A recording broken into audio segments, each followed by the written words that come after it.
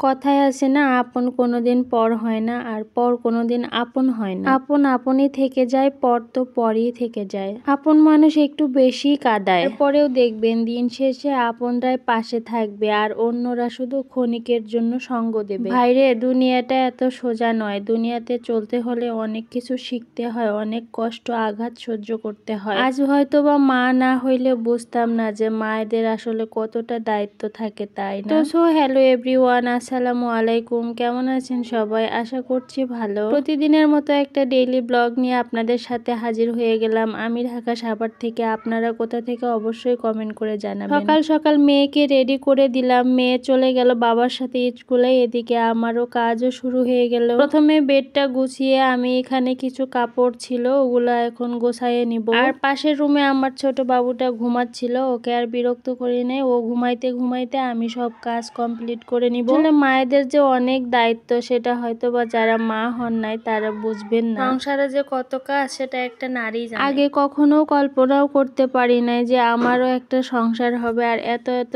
দায়িত্ব যে কাঁধে এসে পড়বে। পরের বাড়ির ভাত এত মিষ্টি না রে ভাই, পরের বাড়িতে থাকতে হলে কত কিছুই করতে হয়। আলহামদুলিল্লাহ, ভাগ্য গুণে একটা হাজবেন্ড পেয়েছিলাম, অনেক ভালো, সে অনেক খেয়াল করে আমার প্রতি। আর ভিডিওর ফাঁকে একটা কথা বলে আলহামদুলিল্লাহ আলহামদুলিল্লাহ, আজকে আমার বিবাহিত জীবনের 11টি বছর পূর্ণ হলো। দেখতে দেখতে কখন জানি প্রিয় মানুষটার হাত ধরে আজকে আমি 11 বছর পার করে ফেললাম। সবাই আমাদের জন্য দোয়া করবেন, আমরা যেন সারাটা জীবন এভাবেই কাটাতে পারি। আর এই ভিডিওটা আমি গতকাল ভিডিও করেছিলাম, সে কালকে দেওয়া হয়নি, এই জন্য আজকে আবার ভয়েস দিতে বসেছি। আর এই তো কথা বলতে বলতে কিছু হাঁড়ি পাতিল জমানো ছিল, এগুলো আমি এখন পরিষ্কার করে মেয়েকে আবার আনতে যাব, কারণ পরীক্ষা চলতেছে মেয়ের। প্রতিদিন আমি আমার মেয়েকে আমি স্কুলে দিয়ে এসে আবার নিয়ে আসি, কিন্তু এখন পরীক্ষা চলতেছে সকালবেলা, এই জন্য ওর বাবা দিয়ে এসেছে। এই তো আমি এখন রেডি হয়ে গেছি, মেয়েকে নিয়ে আসবো, পরীক্ষা অলরেডি শেষের দিকে। এই তো একটু রেডি হয়ে বারান্দায় আসলাম, এখানে আসলে আসলে মনটা জুড়িয়ে যায়। এখানে আমার বাবাটাও রেডি হয়ে গেছে। আমার এই ছোট্ট বাবাটা সেই ছোট থেকে বোনের অপেক্ষা করতে করতেই সময় পার করে। একে আবার স্কুল থেকে বাসায় নিয়ে এসে এখানে কিছু হালকা পাতলা রান্না করার জন্য আমি রেডি হয়ে গেলাম। কি রান্না করব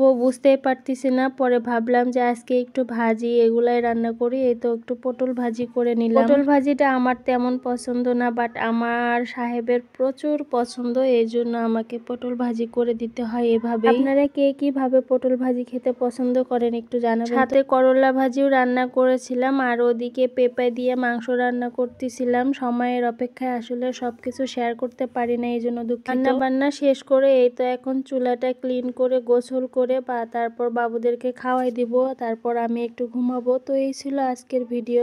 যদি ভালো লাগে অবশ্যই একটু জানাবেন। সবাই ভালো থাকবেন, সুস্থ থাকবেন, নিজের প্রতি খেয়াল রাখবেন। আল্লাহ হাফেজ।